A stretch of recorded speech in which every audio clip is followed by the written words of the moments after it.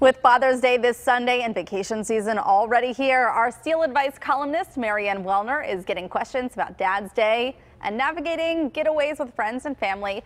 We want to welcome Mary Ann this morning and get started with some questions about Father's Day.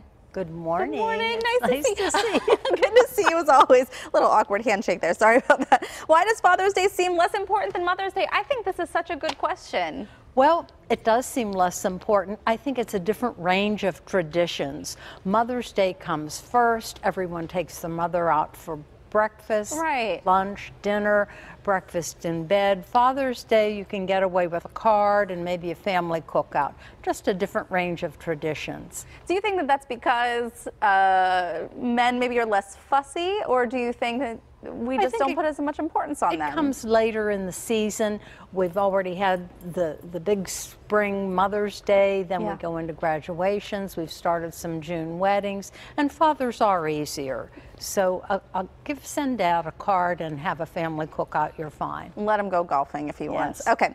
If I send my son a Father's Day gift, does that make him look like a mama's boy? Well, it does if you don't send your daughter-in-law anything on Mother's Day. You have to keep them equal and balanced in order to avoid hurt feelings. Nice and easy solution there. Should I remind my stepchildren to make a fuss over their dad on Father's Day? Last year, they forgot to even send him a card. So there's that separation in family a little bit. Well, yes, our families are separated, and everyone needs a little reminder. I think you can pick up the phone and say, hey, guys, girls, I wanted to tell you a good time for Dad when he'll be available for you to give him a call, maybe from 3 to 4 on Sunday would be great. And so you're not saying, hey, you didn't even call him last year, but better to tell them than to talk about them if they didn't call. Right. Okay, good idea. Our daughter bought my husband a dog for Father's Day. This is a real question. She thought it would help him get out and walk more. How can we tactfully give the dog back? Well, if it's not working, let's say Father's Day is in 5 days and you may have had the dog for a week. If it's just not working, be upfront with her. There's a lot more to tending to a dog than taking it out for a walk. And she can help you rehome it if it's just, give it a chance. If it doesn't work, give it back. That seems like a big thing to do without asking first. I think that might be the bigger issue there. Yes. On a more serious note, someone wrote to you saying, we lost our dad at Christmas and Father's Day is just one more reminder of how much we miss him. What are some positive ways to help us get through June 17th? I know this is a big deal for a lot of people. I think number one is to keep busy. Maybe you want to go to the cemetery, maybe you'll go to church, and then keep busy and get through the day.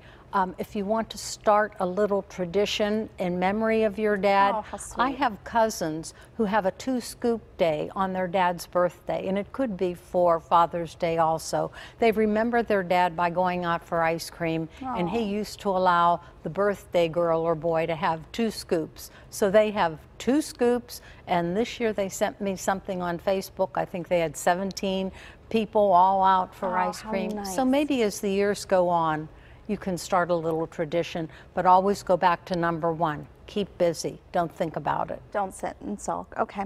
My dad was a widower with 7 kids when he married my mom, and they had 6 kids. This year, Father's Day is on his 80th birthday, and we are having an open house for our family. Would name badges be tacky for the grandchildren and great-grandchildren?